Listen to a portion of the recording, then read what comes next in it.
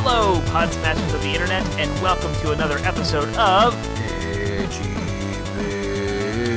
Pod Smash.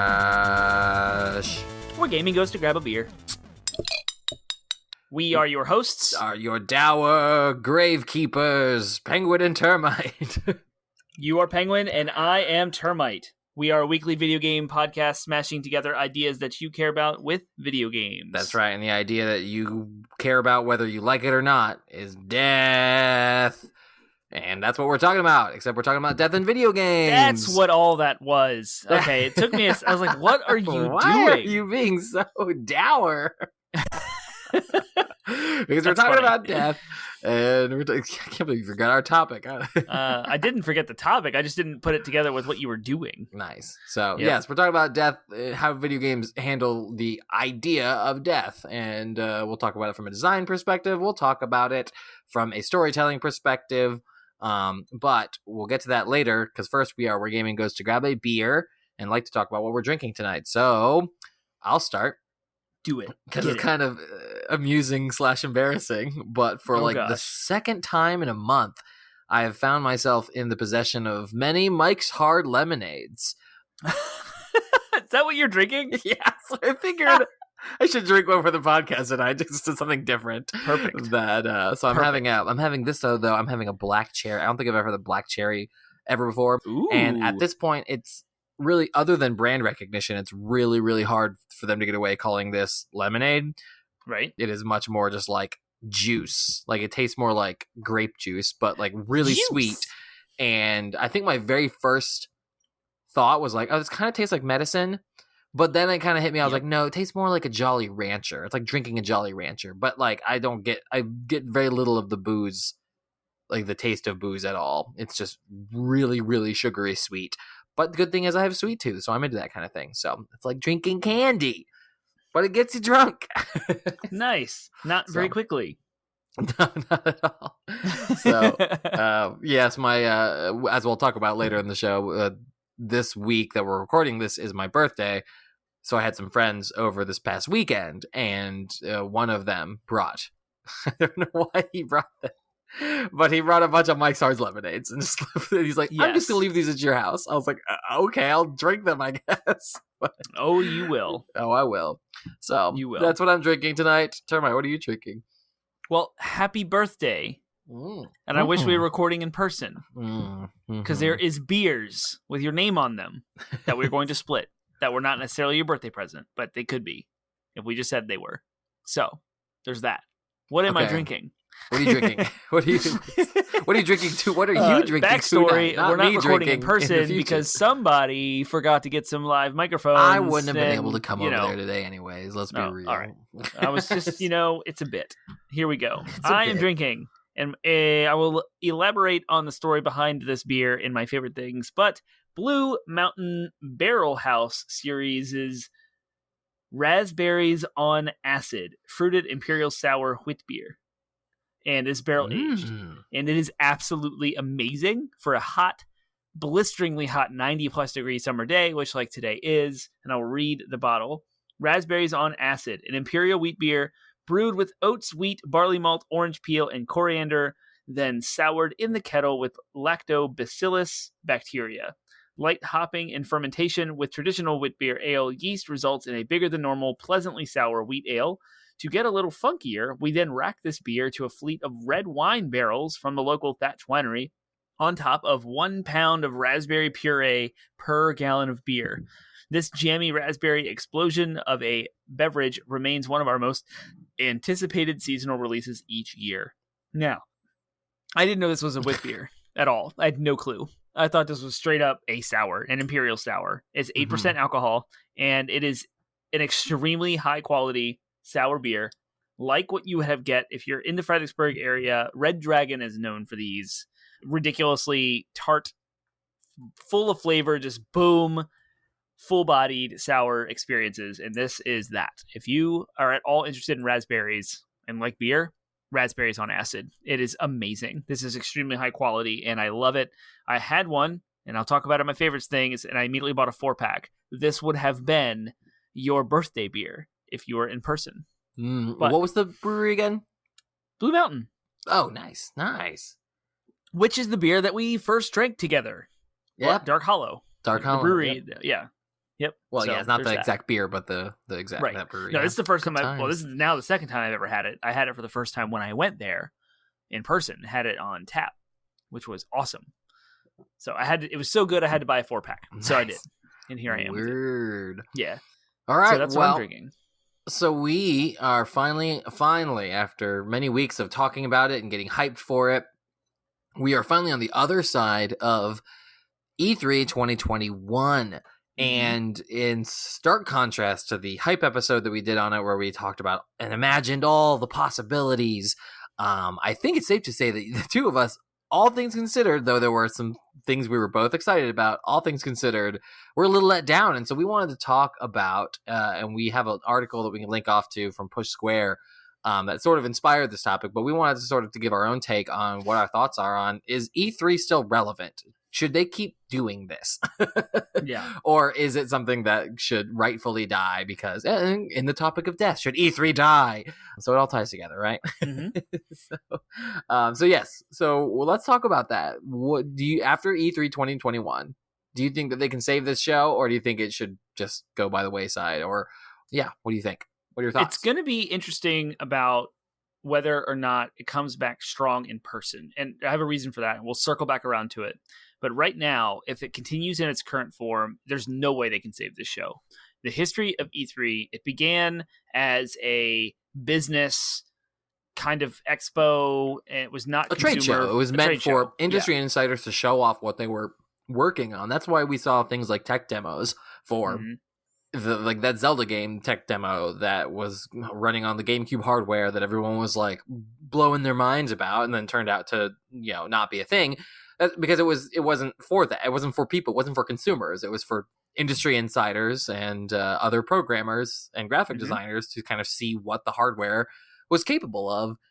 And yet, again, it was an early example of like consumers taking it and running with it off the rails. Yeah, it did have a lot of news that was very, very palatable to consumers. Being that it was a trade show, you did see a lot of software prototypes, a lot of beta tests, footage, a lot of vertical slices of things in the past, and it was to build shareholder and stakeholder hype so that money could be moved around in the right way, so they could appeal to venture capitalists to fund their games, so they could appeal to the publishers to fund games. So that was kind of the point of what E3 was. Well, it got so much industry hype and so much consumer knowledge and hype and everything behind it, excitement. They started showing it all online. Like, I mean, they started showing off the, you know what I mean? Like, because you know, showing it off to consumers.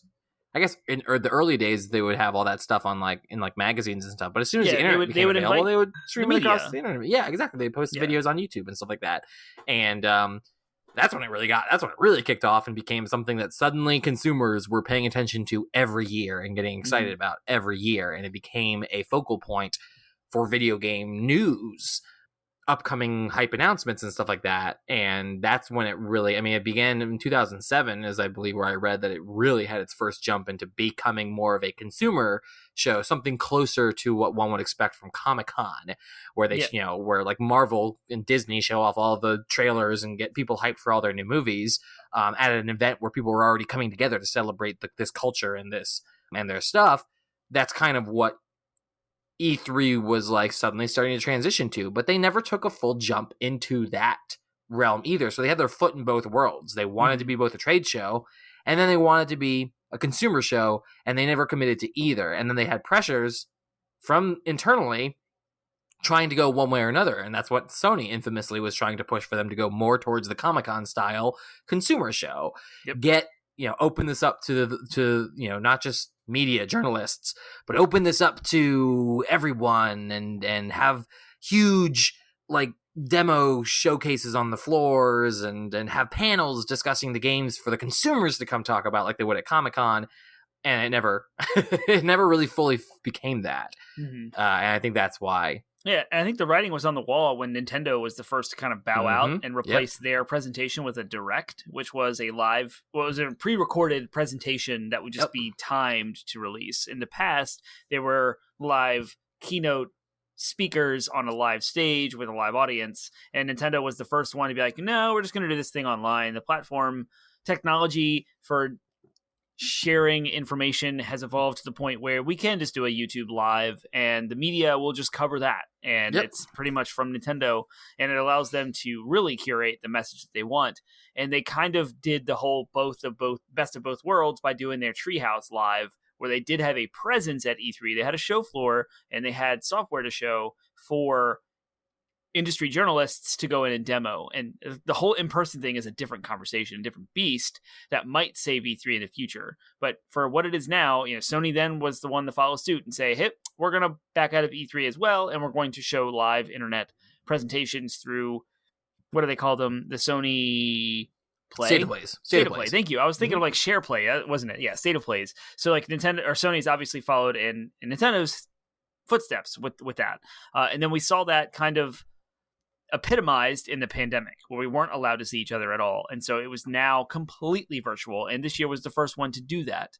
And really, really showed the the potential irrelevancy of E3 if they continue down this road. The marketing departments are spending a goobers amount of money trying to get these live stages and these live bands and hire in celebrities and like do the hype in person and like do all this stuff. And now they're seeing how they can save much money and still convey the same message. And it really does put a question into the relevancy of E3, given that like Jeff Keighley is able to do the Summer Games Fest and it get a whole lot of attention.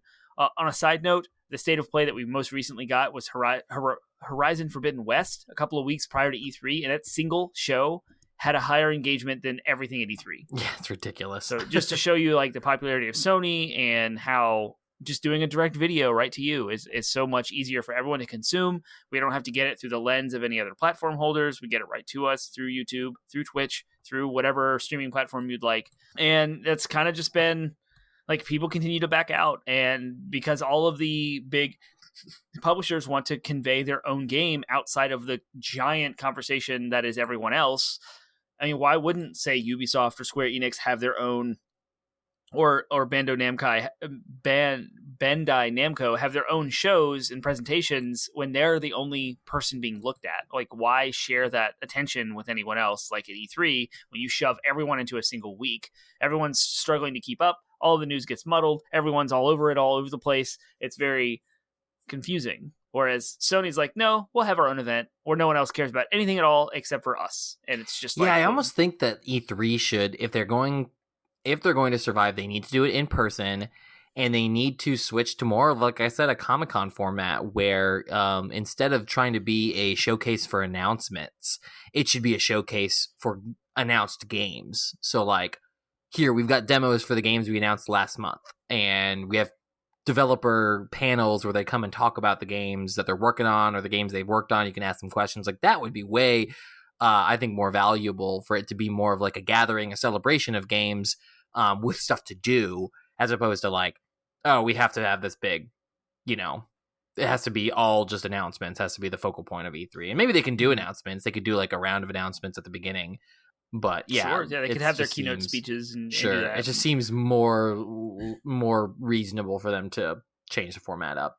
I know that the demo thing, you talk about demos, that's a really good idea, because the industry journalists would always be given privilege to play really early builds of games and then go talk about them to their magazine or outlet.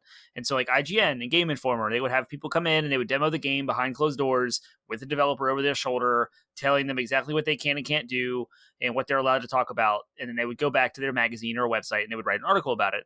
And that's kind of the value that E3 had for that aspect of the business, was to convey early builds without letting the masses see it. Because if the masses saw it, it would just be, it's not ready for that kind of exposure. It's like, this is going to be buggy. It's going to be, but what we want to convey is kind of the tone or like the early features that haven't been fully fleshed out yet. So like the early demo builds are never good, like never perfect. In fact, they're like dev kits that are running back there. And the journalists were able to know that and have that context and be able to convey what the developers are trying to show and not have it muddied by a bunch of like, well, this game's broken and way too early to be shown, et cetera, et cetera. And so that's all kind of being replaced now. If you noticed, Steam and Microsoft have unveiled and allowed the masses to demo some of the games that were shown off online. I know on Game Pass, they had a very temporary 2-week period where a lot of games from E3 were on there in demo form for the masses to play. And same with Steam. There was a lot of go wish list this on Steam announcements. And with that, some of them had early access builds you could play that were time boxed and they would go away. So that's like a new way that, and it was, I guess, because of the pandemic, but also technology is evolving. The platforms and the infrastructure across the country for stronger internet are evolving, and you don't need to have people in person come, fly people out and spend a bunch of money to have that curated experience. Now they can just do it online and let developers, industry journalists have early builds and early codes. You can just send them a code to an early build and download it, play it, and talk about it. So that whole like keeping the public away or like behind closed doors, they can do that all online now. They can just send someone a code for a dev kit or a dev version. What you said makes sense. The Comic-Con idea, but here's where the rubber hits the road with the future of E3. When E3 first started, it was businessmen high up, CEOs, CFOs, shareholders, people who don't play games. They're in it for the money. They're in it for the business, which makes sense. They should be there. They exist. They have not gone away. They still exist to this day. But that's who was at E3. No one who actually cares about games. They were older. Our generation of gamers was young, playing Nintendo and Super Nintendo and N64 and all the Sega games and all those things, the original Xbox. Those gamers have now grown up and moved into those corporate level positions. People our age, you and I, they're the ones that are now going to E3 representing their business, but now they play games. So the content creators for E3, who the ESA works with to bring into E3, are now gamers instead of just business people. And the tone of E3 will change. It has to, because of who's making it, who's producing the content. And I think the idea of getting people in person, getting a hyped keynote speech could still have relevancy in that it's created by gamers for gamers. It will look entirely different, but still accomplish the same goals. And I think that's what can save E3. And that's why I say it's not dead yet, but they have not figured out what it should be and what it can be. And do you think they will figure out what it should be? Or do you think... That's what I'm worried about. It's like, you and I can sit here and we can save E3 in, a 30-minute conversation. Yeah. But will the industry actually follow suit? I don't know. That depends on the value return on investment, right? Like, marketing money is limited. If a company sees value in spending that marketing money on sending folks to E3 and having a stage and a live band and all the printing and the logistics and everything else to how much money it costs to send someone out there, if that actually leads to pre-orders, DLC sales and microtransaction stuff, and like if that does print money, they're going to keep doing that. It's up to, I mean, that's why Comic-Con happens, because Marvel and DC and Disney, like, they make money on that because that's hype for their brand. It's people, celebrities, engaging fans. It brings in so many people and so much attention. That's why it happens, because we are capitalists in America. So that's why things happen, to make money. So if E3 is losing money, if the ESA is proving that people are losing money by lack of engagement, there two things can happen. They'll change the show to make it make money, or they'll leave it behind. And it looks like the trend is to leave it behind. But if there's a potential to change it, and I like your idea, then it'll stay relevant. So right now, hire me to save the video gaming industry. I'd do it. I'd do it. You and me together. We'll save it. 80-Bit Pod Smash saves E3. Saves everything. Sounds like a good movie. 80-Bit Pod Smash. Oh, that does sound like a good movie. Well, cool. Well, we should move on now. So E3 dying a slow and painful death is not our favorite thing, but doing this podcast is our favorite thing. Doing this podcast is our favorite thing. Happy birthday to Penguin Man. Hey, me. Hey. Boo, boo, boo, boo. Sure, I guess I'll use that as a segue to talk about my favorite thing. Was I got super spoiled this weekend because it was a combined Father's Day and birthday celebration for me. So I basically, it was a great time the whole weekend. My buddy Justin came up then Friday night. My friend Chris and his boyfriend Jared came Saturday afternoon, and we played board games. We played Smash. We drank. We vaped. Nice. And talked and hung out and caught up. And I wish you could have been there, but you were in Danville. It sucked. and we ate food. I got Poco Loco, my favorite restaurant. I was able to pick up a bottle of Hornitos and make margaritas, and I picked up some sour monkeys, and we drank beer. It was awesome. I can't pick like one single favorite thing. So what I will say, though, for something to take away is that one of the things we did was I downloaded because it was on sale. It just happened to be a Nintendo eShop sale this week. So I finally committed to grabbing a copy of Hades because I got it for $15. It was on sale for 17, and I had some like credits or whatever for a digital purchase. So I was able to get it for like $15. And I finally fired up Hades after having been blown away by Returnal and completely sold on the idea of roguelites. So I bought one of the most highly regarded roguelites, and it does not disappoint. It is so good. It beats Returnal in almost every way gameplay wise, except for the fact that it's top down, which is fine. I love top down, but it's not quite as exciting as third person shooter. But everything else about the like roguelike mechanics of it is amazing. The story is amazing. The graphics are fascinating because they're like cartoony, almost like a comic book. And the moment to moment gameplay is just as tight and interesting and intriguing as Returnal's was. So it's great. It totally deserved a consideration for Game of the Year, and it probably could have won if it hadn't had such stiff competition the year it came out. But I'm a big fan of Hades, and it's actually fun to kind of play with a group of people, like in the sense that like it's not co-op, but what you can do is you can just like take turns until it's a roguelite. So you start over at the beginning, you take turns when you die, and it was a great time. We played Hades and enjoyed it and had a good time, and I'm completely sold on this game. So y'all should check it out. Hades. Nintendo. It is coming to PlayStation. It's also coming to PlayStation and Xbox, yes. But so you can get trophies with it if you can tolerate the roguelite mechanics. So anyways, that's so Hades is my favorite thing, but it's like my favorite thing within a bigger favorite thing of being, all the fun I got to do for my birthday. I got a bunch of games too, and I'll probably talk about them as I go. But I got, in addition to getting Hades for myself, my wife got me Immortals Phoenix Rising. Sweet. And my friend Justin, gifted me with Astral Chain. It was his copy, so it's technically a used copy, but nice. It's from the hands of someone I trust. So he gifted me that. You've been wanting that for a while. Yeah, because I asked him about it. I asked him if I could buy it off of him. And so instead he's just like, "No, here you go. Here's your present." That's a typical Justin move, by the way. Totally.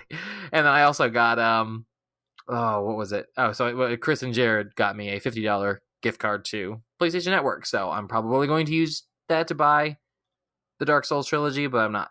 But I gotta wait for that to go on sale because I don't want to buy it at full price even with credit. So I got lots of games or means by which to acquire games. And it's I haven't even gotten presents for my family yet. Like my family's presents haven't even like shipped to me yet, so I'm pretty sure there might be a couple more games coming my way. So that's exciting. So I've literally got like all the games I'm going to be playing for the rest of the year, pretty much. Nice, great. You are stacked. So I am stacked. So, anyways, those are all my favorite things. What's your favorite thing? My favorite thing, as you alluded to, was that I was in Danville, Virginia, over the weekend, and I was not with you. So it was bittersweet because I would have been at your place with your friends celebrating your birthday. Termite would have been there with Penguin, doing all of those things, except maybe the vaping I probably would not have partake of, but that's a whole different discussion. That's a personal preference. I just don't do smoke in lungs. Like, I love the experience and the taste and everything else about it. It's just the smoke in lungs I can't get past. Anyway, I was in Danville. I celebrated Father's Day on the way home, which I'll get to in a minute. But the reason we were in Danville was because my wife's grandma, who is 80 plus years of age, we hadn't seen her since the pandemic, as she is extremely high risk for coronavirus. And so we waited until we were all vaccinated and we had a free weekend to go down there, and everyone was inoculated, immune. Everything was great. We went down there and stayed with her over 2 nights. And surprisingly enough, the kids had a blast. We watched a lot of movies. We just hung out and caught up and talked, shared stories.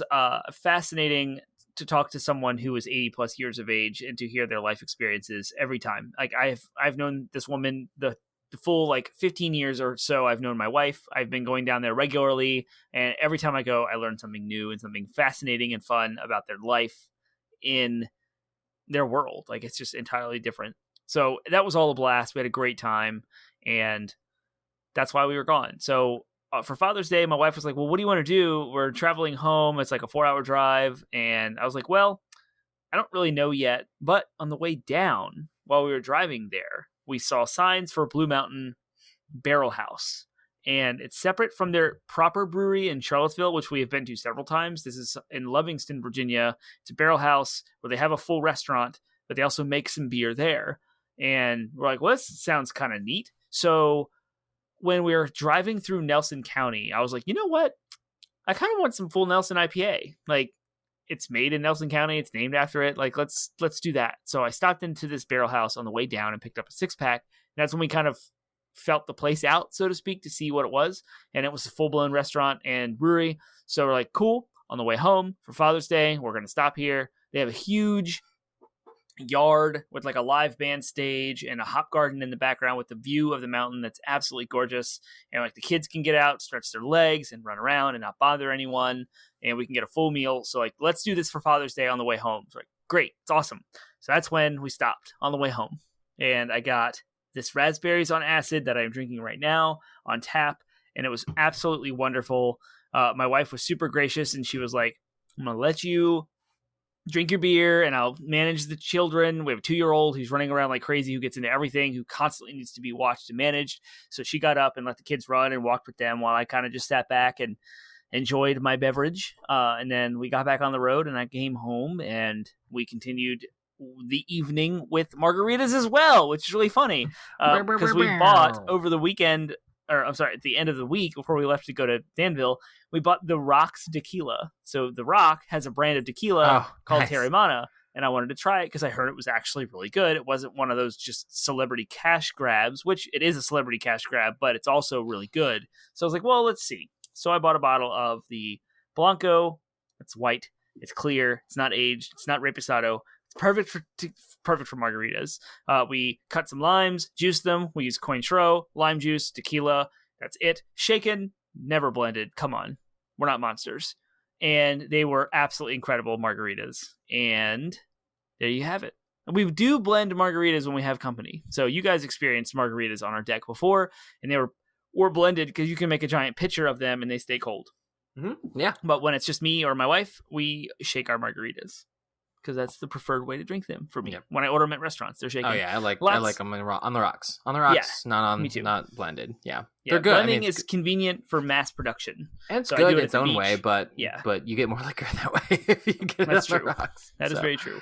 Yes, that's my favorite thing. It was Father's Day. It was going to Blue Mountain Barrel House and drinking good beer and hanging out with family and doing Father's Day things. So yeah, all right, cool. Well, we are just on the verge of being out of time for DLC, so unfortunately we're going to have to skip it for today, which is fine because I don't really have I hadn't really settled on a solid one that I liked tonight anyways, so I was really scraping the bottom. Can you do a really barrel. Quick one? All right, here's your really quick one. Here, and this is what my idea for a really quick one was. Oh, you're good. Okay. I was going to give you an idea, I have one in the back. Lay it on me. Let's go. I got it. All right. Yep. So you remember the game Clue? Yeah. And how in Clue you found someone murdered and you had to guess what, who did it, the place, and the murder weapon? Yeah. That's our DLC topic for the night, but it's with E3. So you walk in, you find E3 dead on the floor, metaphorically speaking, so to speak. And so who did? So you have a 3-word answer. Who did it? What did they do to kill it? And where did the murder take place? Metaphorically speaking. So Sean Layden with a PlayStation State of Play on YouTube. Well, mine was actually a very similar answer. It was Sony by neglect on the internet. On the internet. Perfect. So we're in agreement. Sony murdered E3. By not showing up. That's it. That's exactly. They just neglected it, and they did their own thing on the internet, and that was all it took. And that's it. It's the Clue. That was the shortest game of Clue ever, and the shortest DLC ever. DLC. DLC. If you don't know what DLC is, real quick, since we have time now to say it, it's downloadable content, and it was a small mini fun discussion. As you saw here, it was a super, super, super mini one, like M&M minis. Yeah, this is the M&M minis of DLC. Content because both of our names are Dan. That's why we go by Penguin and Termite. This was the M&M minis of DLC. Have you ever had M&M minis before? They're kind of not great. Okay, well, we have exact opposite opinions on M&M minis. I love real M&Ms. The ones without peanuts. I love those. I love all kinds of M&Ms. M&Ms are peanut M&Ms are stupid. Peanut butter M&Ms are divine. They are. There's that. That's amazing. Proof of God. Yep. Mm-hmm. That's it. That's peanut all M&Ms. you need. Next time you run into Show's an over, atheist, folks. hand Peanut them a bag M&Ms. of peanut butter M&Ms. Hello, atheist. Here's a bag of peanut M&Ms to make you believe in a deity. The deity. And that deity's name is peanut butter M&Ms. Mars. Are they made by Mars? Yeah, that's Yes. perfect. Yep. That's perfect. It's how you convert people to Greek mythology. Roman, I suppose. If it's Mars, it's Roman mythology. All right. Well, after that highly disrespectful conversation, that concludes DLC. Again. We are entirely respectful of all various kinds of beliefs, and hence why I said deity and not a specific god. Not to dunk on any, except for Mars. We did call out, Mars. So I guess if that's offensive to any Roman god of war, Romans out there, ancient Romans, we apologize to any ancient Romans. All right, okay. So wow, this is a potential minefield of a conversation in of itself, but we're gonna be talking about it as it relates to video games, so it's not that big of a deal. We're talking about death. Talking about that ultimate destination, that great finality, the one thing that we all have to face in life, except not in life, in video games. Death. So yeah, we're talking about death, and we got a bunch of different questions, but we'll start with the obvious one. What is considered death in video games, or another way of putting it is, how is death primarily determined in video games? Because we all kind of know what death is as it relates to reality, but in video games, death is kind of a little different and operates on slightly different rules. But what is the general idea behind death as it relates to a video game? Death is when your main character or the protagonist dies, and there's a whole lot of other implementation. When you run out of health, usually some games have some kind time, of sure, when you're done. Yep. It's the end. It's the game over. Is the famous words game over in some way, shape, or form that is considered death. I died in the video game. I died. I got game over. Yeah, it could be time, it could be death, it could just be you may not have a health bar altogether, but you may, your character may land on a spike and the words "you died, start over" come up on the screen. So yeah, again, death is primarily determined by whatever kind of means counter by which you determine your way of continuing, your means by which to continue the game, that has run out. And the code, then the numbers have hit 0, so the code has determined that you have to start again from some point. There's a slight, in many ways, death is an interruption in the gameplay because you failed a specific task. So how prolific is this idea? Like, how many games have death in them of some kind, way, shape, or form?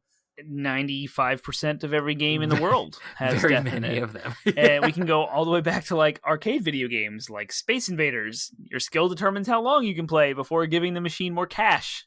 So it was a way to make players put more money into their machine to make more money. That's as simple as that. That's where it kind of started, and now, as video games take more of a meaningful art form, we can now make death in video games more relatable to real life death and pull on emotional heartstrings and raise tension, etc. Or so just desensitize everyone to it. Or as you constantly responding. You bring death into on a massive scale to video game characters. Pretty much, like, to answer that question, it's been in video games since the onset of games, and it's just taken a million different forms. Sure, yeah, Mario falling onto a turtle spike and doon doon doon doon, like that's him for all intents and purposes dying, even though canonically, we'll talk about how it relates to the storytelling aspect of it, but still, it's kind of, you would say, oh crap, I died. Most players would say, oh crap, that turtle killed me, or whatever, or Bowser killed me, or whatever. And it's, oh gosh, even when the games were just simple squares and pixels, it was your ship, and you were exploded by space invaders or whatever. That's death. So cool. Well, let's talk about different types and systems, or terms and systems associated with death. There's actually a few that I left out of here that I do want to talk about in my list. And so the other way of framing this question is like, how are different ways that death is handled from a design point of view? So sort of some of the more forgiving kind of ideas around death are like respawns. So the respawn is like a respawn or a checkpoint are kind of the like standard, like you die and you have to go back to a certain point. You don't have to go all the way back to the beginning, but you do have to respawn somewhere. And you've been slightly interrupted, and maybe you've lost something. It could be as simple as you've lost some currency, or you've lost experience points. Maybe you've just lost. If it's a multiplayer game, you've got a death quote on your kill death ratio or whatever. But like, there's some kind of, usually some kind of negative association with it. But the idea of the respawn is, boom, you've come back to life from this death. And checkpoints are kind of hand in hand with respawns, depending on the type of game. Yes.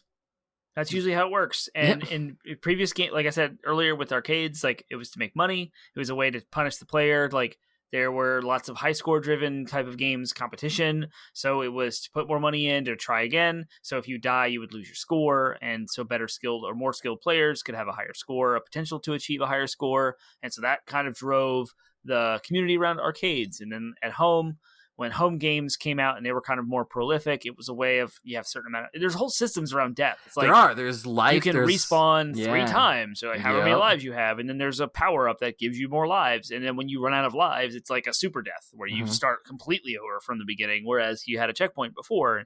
And so like, that's kind of just gone through even now, like, from the earliest games you see to the gamut, most modern but like games. also when I think of respawn, I also think of it in terms of multiplayer games, and to see how multiplayer games have handled the idea of respawn, because there's like different schools of thought, right? Like Halo, you'd have to like wait like 10 seconds before you could respawn, come back in, and join the action. But like Call of Duty, it was almost like immediate, right? Like I remember that being like a big thing when I first played Call of Duty after having played Halo for years. Fast. I was like, oh my gosh, the respawn so fast. So like how game designers implement the respawn also varies from game to game, depending on if it's a single player game, and then there's things like the hardware limitations of the console altogether. So like, respawning in Bloodborne right now, you can only do it on a PS4, so it takes like 30 seconds for the game to reload. Whereas Demon Souls, it was literally I timed it one time. I died and 4 seconds, not even a loading screen. I'd respawned. I was back in the action. Yeah. So like, so there's hardware limitations to consider, but there's also design considerations. Like there's no reason for, I think the respawn in Overwatch is like 5 seconds, I want to say, or 6 seconds, and there's no reason necessarily for it to be that long from a hardware point of view, but it's from a game design point of view. They don't want you getting back in immediately because it throws off, that's part of the game. If you die, it's got to be punishing for your team, so you got to wait a little bit before you can get back in there, and your team has to compensate. I guess Apex Legends has the new mode that's just like it, but even Counter-Strike, when you would die, you would have to wait for the entire round to end. And so when you died, you just watched your other teammates play. You could just switch between the camera to watch each one. You had one life, and that was it for the whole round. And it was like either team deathmatch or plant the bomb or rescue the hostages, what have you, different modes. But it was always like you had one life, which raised tension like crazy. That's what they wanted. It was part of the game design. It's like your death matters, your life matters. Yep, for sure. There's the sort of less forgiving systems around death. The one that comes to mind is kind of, you just talked about Counter-Strike having one life. Single-player games can often incorporate that kind of idea too, and it's frequently referred to as the hardcore modes of games. You see this in a lot of ARPGs, it was originally in Diablo 2, I think is the first game that had it. But the hardcore mode was like, we're going to put high stakes around death. You die, you're done. Someone, if you're playing multiplayer and you die in hardcore mode, your friends can loot your corpse, which includes the idea of PvP. So if you're playing in hardcore mode, the stakes are even higher, because if someone tries to go hostile on you, they're coming to try to take your stuff, kill you, and you'd have to start all over again. And literally that, so like the super high stakes around death, in that you have to start all over again from square. Your character gets deleted when you die. You still have to start all over again. You see something similar to this, except it's a core game, but it's not just an optional thing. It's a core gameplay element of Souls-likes and roguelikes, except in those cases, it's still a lot more forgiving. You have some, in both of those types, you still have some form of progress, but you do usually have to start back from, in Souls-likes, you have to start back from a checkpoint. In roguelikes, you usually have to start back from the beginning. And the point is, you have to fight all the enemies over again. The enemies don't stay permanently dead. The enemies come back too. So you have to kind of start all over again in some way, shape, or form. Souls-likes less so than roguelikes. It's great you mentioned rogue. The term permadeath, I think, is also synonymous with hardcore mode. It's you have one life and you're permanently dead. The use of permadeath mechanics started with Rogue, like we just talked about. That's why it's called roguelike. But that was actually a hardware limitation. So I'm going to read a little bit of a sentence from a Wikipedia page on permadeath. But Glenn Wickman and Michael Toy, the developers of Rogue, initially did not have save capabilities, requiring players to finish the game in one session. So that's kind of how Rogue started. That's awesome. Yeah, I didn't know hardware that. limitation. Like you just die and you start over. That's it. And that's it. You gotta start from the beginning. Yeah. The foundation of it's a whole genre of games now that are doing this for non-technical reasons. Non-technical reasons for gameplay design reasons. Gameplay design, Exactly. Yep. So it goes way back prior to Diablo. Yeah. But yes. Some other terms associated with some other terms and ideas and design things, considerations, and in death is how do you portray that death. And one of the things that comes to mind, you'll probably hear us talk about frequently on the show, is ragdoll physics. The idea of, okay, your character has died. What does it look like for the character to die? We portray that. So usually there's some kind of like ragdoll physics, and it's how it describes your character kind of looks like a ragdoll and kind of flails about, no longer in control of their body, and completely at the whims of whatever forces are around them. So it's all, it's sometimes they portray it in ways that look kind of realistic, and sometimes it's hilarious. Like, I remember seeing even with Overwatch, the ragdoll physics when you die, depending on like the circumstances around when you die, like I've had characters like balloon up into the sky and like spinning like cartwheels.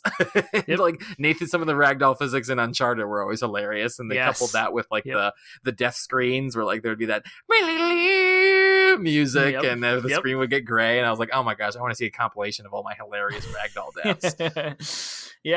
But like I'm always going to bring the retro conversation, but look at Pac-Man. Like when you died in Pac-Man, and you turn inside out, and you're like, oh my gosh, this is horrifying.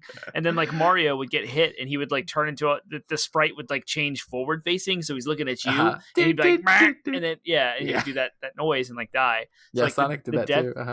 All of the games have like a death animation that is always interesting. And then of course, depending on the level of maturity of the game, there may be more gore or less gore, depending on how that goes. That's also a part of it. I also think of the, again, sometimes the games like to make it clear that you died and you're done and you have to start over in some way, shape, or form. And so that's where the sort of like, we call them game over screens, right? Like, and it doesn't always say game over, but they're kind of a cliche in a lot of games. Not a bad cliche, but a cliche. I remember like Dante's and Devil May Cry and Dante's Inferno, I believe, would always like shit. Like, so the flash screen would be some quote from Dante Alighieri's work. You know what I mean? Some abandon all hope, ye who enter here, or whatever. It would, like, I believe that was Dante's Inferno, and there's different ones. So sometimes they get more or less poetic and to greater or lesser actual success sometimes. But I mean, even again, like Dark Souls and Demon Souls, that they have that you died on the screen. Resident Evil, exactly. So and then there's always, of course, the classic game over. Those are that's a kind of another design kind of cliche term thing. Yeah, it's cool because like death raises the stakes for the player. Like the player doesn't want to die, which gives the game meaning. It's like, I want to keep playing. My motivation is to not die. Whether that motivation is a high score or to progress farther in the game or to play online and be successful with my team in like esports, or to down a raid boss in an MMO. Like there's so many different ways that all center around doing a specific skill without dying, so that you have that stake. Your skin is in the game. If your character dies or fails, it's important because your actions have to have meaning in the game and to you. And so like that's part of it. Like it's all woven together. And so you can but there's like a tenuous balance too, because and again, there's also a wide variety of opinions as to whether or not what games should be more or less forgiving, right? But like if you, again, depending on, sometimes those stakes can be too high, and depending on how challenging the game can be, that can drive death can drive a lot of players away from a game, because like if I you've said it before, if I feel like I'm dying over and over again and wasting my time because I don't make any progress, I'm not going to be inclined to want to continue to play the game. I feel attacked.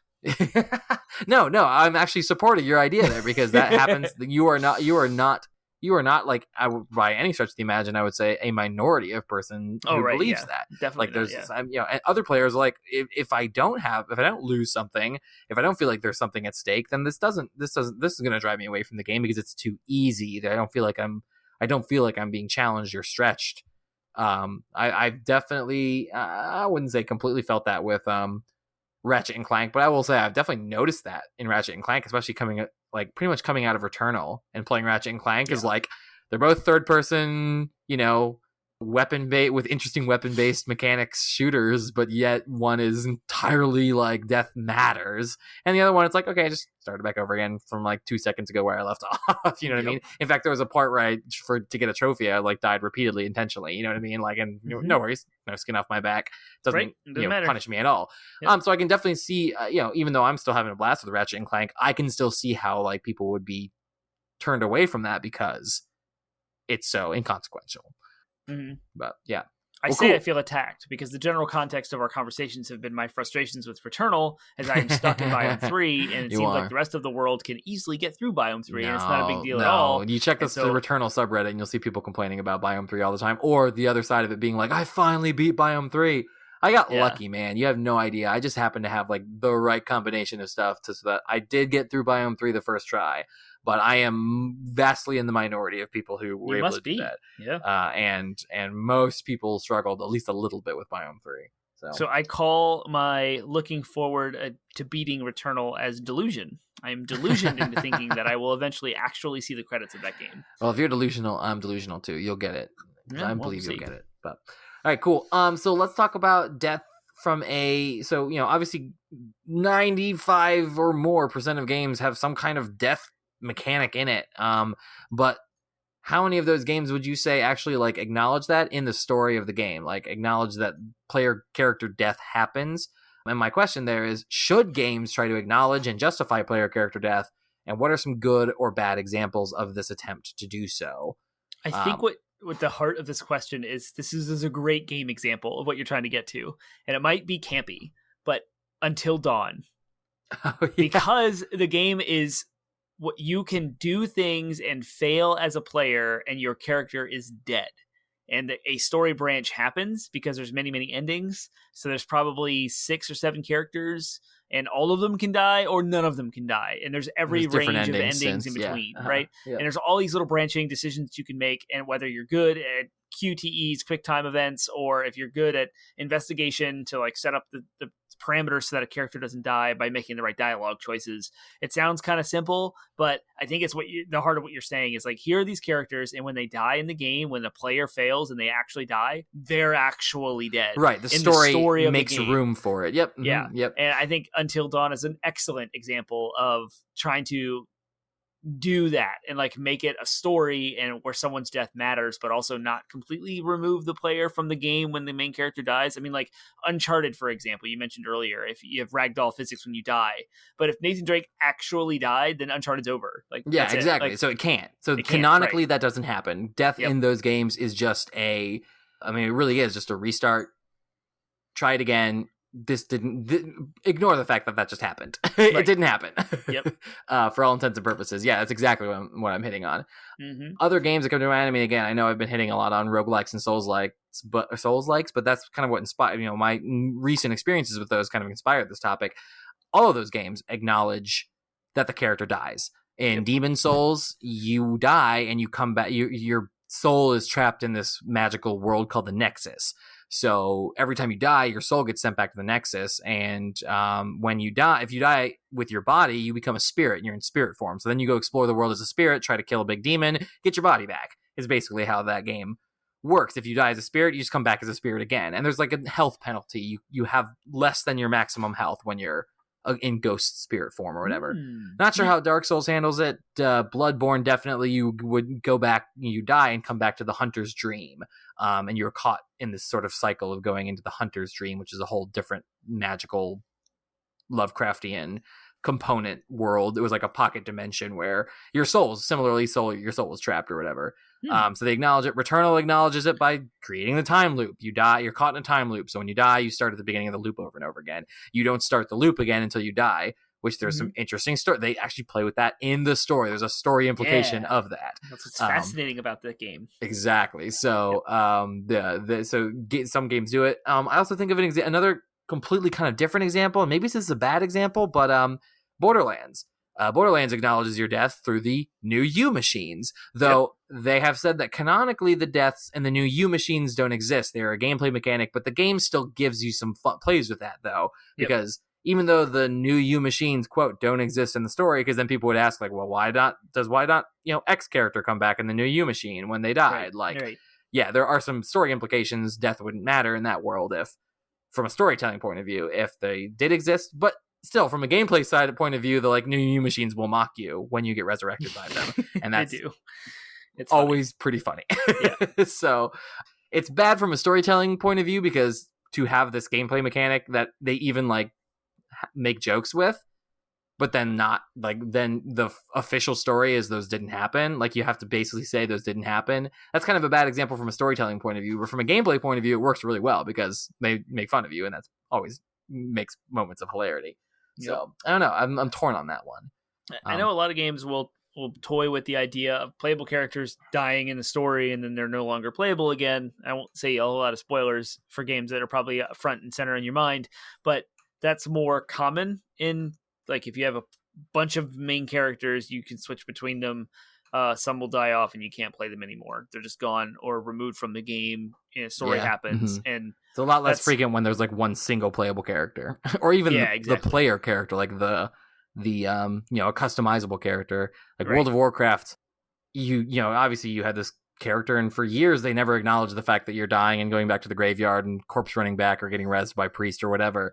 And then Burning Crusade Legion, when you die in the Demon Hunter campaign, starting zone campaign, Illidan's I see you have an immortal soul like mine.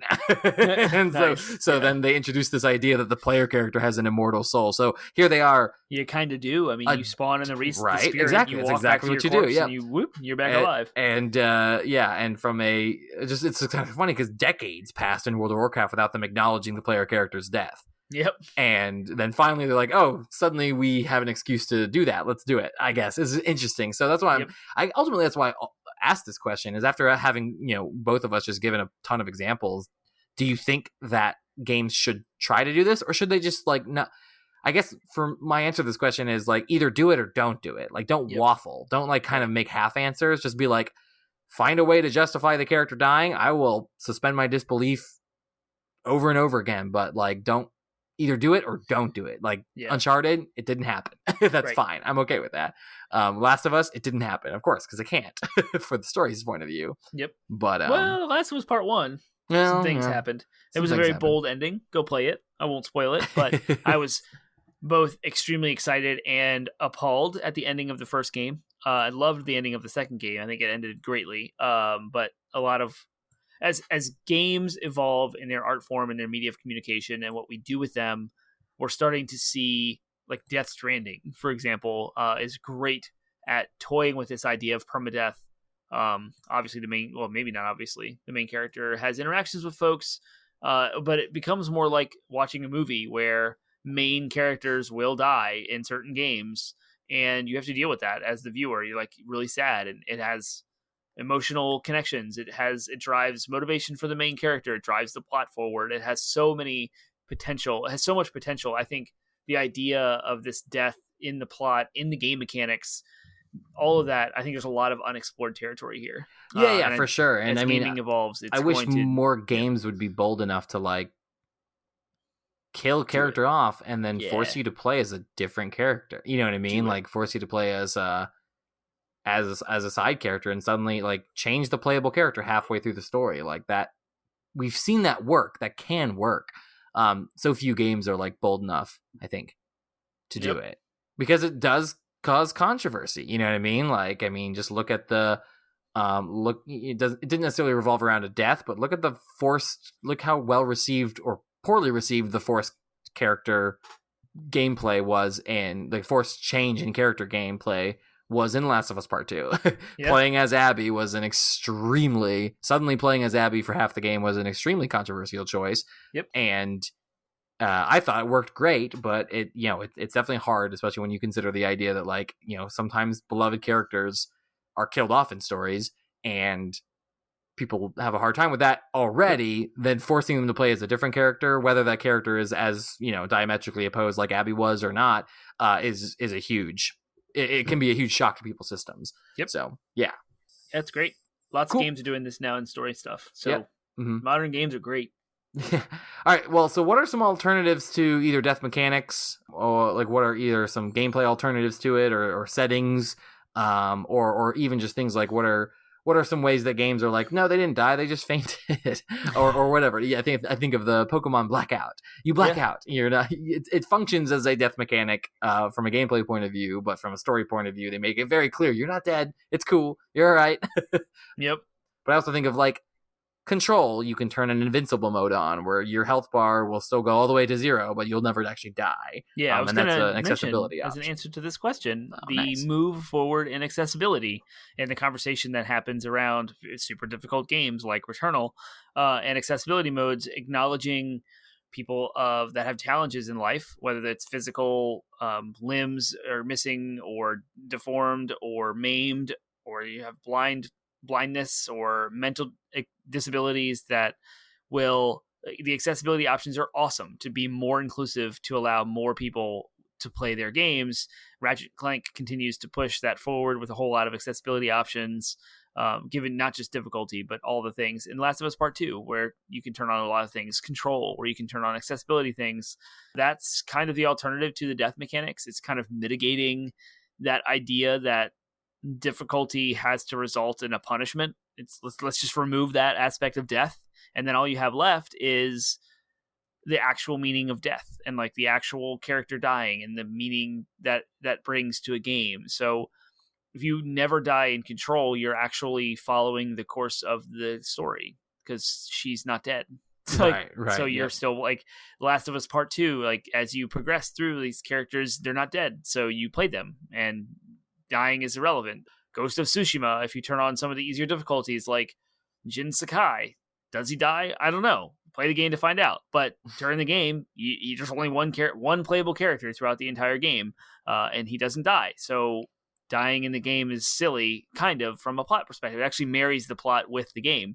And so I think that's an interesting aspect of this conversation, but I also like the idea that Nintendo is exploring with Pokemon specifically, like kids dealing with death, and that emotion is a very complex thing, and it's very emotionally driven and charged, and it can affect kids in different ways. And so, you just black out. Like my Pokemon just get knocked out. Mario just gets knocked out and you respawn back at the beginning. And so it's handled very well. Even Link, who gets resurrected by a fairy or just like respawns in Zelda. It's cool that Nintendo has found a way to sort of mitigate that. I know the way that Link screams sometimes when you fall into like a bottomless chasm. Yeah. It's a little haunts me to this day. It should. Yeah. But it's even worse when he lands. It's like, yeah. You're like, oh gosh, that really hurt. It's almost more terrifying to me than death itself. Yes. Yeah. It's interesting. There's all kind of alternatives to do that. Yeah. So there you go. There's alternatives to death mechanics out there. I think you covered most of the ones that I had thought of as well. All right, cool. Well, final question. Let's end with this. What kinds of things would you like to see in the future related to death in video games? I alluded to this already, but I want to see more accessibility options. So let's talk about for a second Returnal. If there was, and I joke about this, like an easy mode where you can just respawn and fight the boss as many times as you need, how would that change the plot of the game? Because the plot is Selena continuously dies and respawns, and that's what the core mechanic of the game is. So if you do add those accessibility features, does it mitigate the artist's view in vision in that game? Kind of, but just like I'm externally processing this live, but just like in games like Uncharted where Nathan Drake dies over and over again and is respawning, but he hasn't really died canonically, I feel like with Selena, she would stay alive, even though in the game it's the opposite. Right. You're doing it the way that it's not supposed to be done. Yeah, and I think fine. I actually just watched a video, the conversation of every time a new From Software game comes out, the conversation comes back up, should these games have easy mode? And I saw it's almost to the point where it's I've only been a Souls-like fan for like 6 months, and it's already a conversation that I find kind of tedious. but I saw a video where someone answered it in relation to Elden Ring, and I really liked his answer because he said, From Software titles, they are punishing and they are challenging, but they are not challenging because of reflex. So he compared it to Devil May Cry, where he said no matter how, on some of the hardest difficulties of Devil May Cry, it doesn't matter how knowledgeable you are, it doesn't matter how practiced you are, there is a reflex ceiling. Some people are just not going to be capable of pulling off the moves in order to get S rank on all the SSS rank or whatever on all the missions or whatever. It's physically impossible for some people. He said From Software games are not actually like that. If you eventually you learn, and you can always increase your stats, and there's always ways around like the difficulties and the challenges that aren't necessarily based on how good of your reflexes are. It's much more about, and so in that regard, death is a part of that.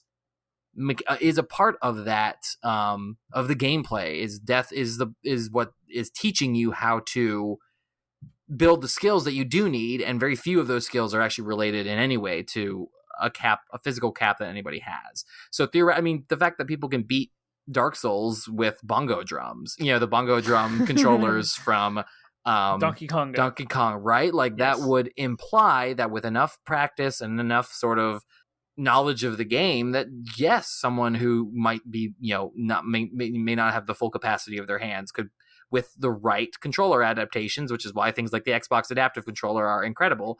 With the right controller adaptations, sure, they could beat Dark Souls because it's not actually it's not actually a hard game. It's just a game that includes death and punishment as a way of its core design, and that's true with Returnal as well. I don't actually think Returnal is a game where you have to have because I don't have incredible reflexes. I'm generally bad at games, and people beat me all the time in multiplayer games that are tests of reflexes. And yet I could beat Returnal, and now have I can play through Returnal and pretty confidently say I don't really have much problems with it because I've learned the game. And yeah, there's a little bit of luck there too, but death is a part of that. Death is a core loop of that, is sort of my opinion and take on that idea. I don't want to spend another 20 or 30 minutes debating it's a whole conversation that, in but itself. Yeah, it is. Yeah, it really is. But I would completely disagree with that as being an okay thing, because then you're just gating a person into a world where they have to spend 3, 4, 5 times as much time in this game to complete it than anyone else, and it still has a segregation because then they're not included into the main community of gamers that might play this game, because they're always gonna be like, oh well, it took you 9 hours. Okay, they like pat you on the head, like good job. You're coming at it from a point of, that's your point of view as to what games should be. Your point of view is games should be the quickest way to a platinum as possible. No, that's not entirely true. I know, either. I know, I'm being hyperbolic, but my point is that not all games are just like. My point is that everyone on the planet should be able to experience a game the same way. Everyone on the planet. That doesn't necessarily mean everyone on the planet should beat that game, because some people don't have that's the difference. No, what's the difference between that and saying I don't have the patience to beat Skyrim because I don't have the time or patience to do it? Why doesn't Skyrim have a fast mode where I can blast through it? Not because it's not a skill thing, it's just I don't have time or patience. Like, that's time an entirely or patience different reason to not play a game than I'm physically incapable of finish. Like, my body won't let me finish this game. But the body, that's my argument, is that your body doesn't let you finish. Doesn't prevent you from finishing a Souls game or even Returnal. But it does pad the time and add way more difficulty to that. So does padding the time and adding way more tedium. And that's a critique on game design and the developer. We're both critiquing game design and developer here now, aren't we? Yeah. Yeah, I don't know. But, that's like I said, we could have an entire conversation about inclusivity, but true. I'm always going to want every single person on the face of the earth, regardless of any race, gender, physical ailment, mental ailment, etc., to be able to experience every single video game that comes out the same way, in their own way, through their own lens. And I think developers are the ones that are responsible for allowing that to happen. And I'll always be on that side of the camp. So I'm all for all accessibility options, easy modes, etc. I am for most accessibility options in the form of things like colorblind modes or adaptive controller scheme settings changing and stuff like that. And even if, the hardcore players might find loopholes in that to make things easier, the vast majority of players aren't going to touch them, and the ones that need them are. but I think easy mode should be discluded from we should begin to disconnect this idea of easy mode is by like if you are against easy modes, you're against accessibility. I think we need to divorce that idea. Yeah, because that's a much more nuanced conversation. For sure. Yeah. So, okay, all right. Well, death, death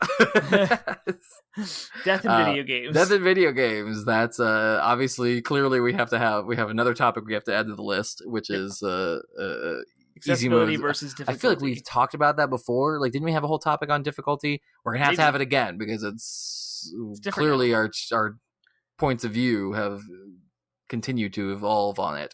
Yep. So cool. All right. Well, what are your thoughts on death in video games from a design point of view? Do you love or hate ragdoll physics? Do you think they're silly or do you think they're awesome? What do you think of death as as sort of an interruption of gameplay, and what are different games that handle death well or handle death frustratingly? We want to hear the whole gamut and range of thoughts. And if you want to weigh in on the accessibility versus easy mode versus hard mode conversation, then we want to hear all those thoughts and more. So, Termite, where can the good people of the internet share their thoughts if they have them? The great place to start looking is 80bitpodsmash.com, 80bit podsmash.com. That's our landing website with links to all of our social media outlets, Facebook, Instagram, Twitter, and Reddit. But yes, we have a subreddit. You can start your own thread there, as well as our podcast platforms of your choice. iHeartRadio, Spotify, Stitcher, as well as the obvious choices of Google Play and Apple Podcasts. We are everywhere. If we have an RSS feed link that you can plop into any third-party app. If we are not somewhere you want us to be, let us know. We'll put ourselves there. We'll make sure that we're there just for you. So you have to let us know. You can also find a Discord server in all of our show notes. And you can jump in. It's free. It's open to anyone who wants to join and interact with our community. And you can ask us questions. We have many channels of different topics to talk about. And we have a great community of people that would love to have you and add to the conversation. So please give us your thoughts, comments, concerns, and ideas and feedback there on any of those avenues with which to communicate with us in our community. And lastly, we also have a Twitch channel. We do some Twitch streaming on Monday nights. We have a news show every evening at 8 p.m. Eastern. We run through the week's video game news in a half hour. It's just the highlights. We just rapid fire blast through the things that we care about that matter in the game industry and what we think matter. And then on Wednesday nights, we have a gameplay live stream where Penguin and I go back and forth playing a game that we're digging, or we interact with our community. We have a couple of co-op live streams. We've done some Monster Hunter with one of the fans in our community, Technofim, I believe is his name, and I know his real name, so I was trying to give his avatar name. And then we're having a live stream of the Marvel's Avengers happening with GamerTime, who is in our stream or in our chat and in our live. He's in our community, so friend of the show. So anytime you guys have a request, or ladies have a request for us to play a specific game, let us know. We'll play those games for you. We have a massive library of stuff. Trying to grow the Twitch thing, so let us know if one day a week is enough or not. There's so many things you could let us know. All kinds of feedback. Please do that. Don't forget to like and subscribe also. So our next episode will be airing on July 5th, which many of you may recognize as the day right after a very, very important American holiday. So we're going to do an episode all about America, celebrating America. American video games. It's not Far Cry 5, don't worry. Right. So we'll be talking about, games that heavily feature the idea of Americana. We'll talk a little bit more about American exceptionalism and all that stuff and more. So you can look forward to that next week. See you next week.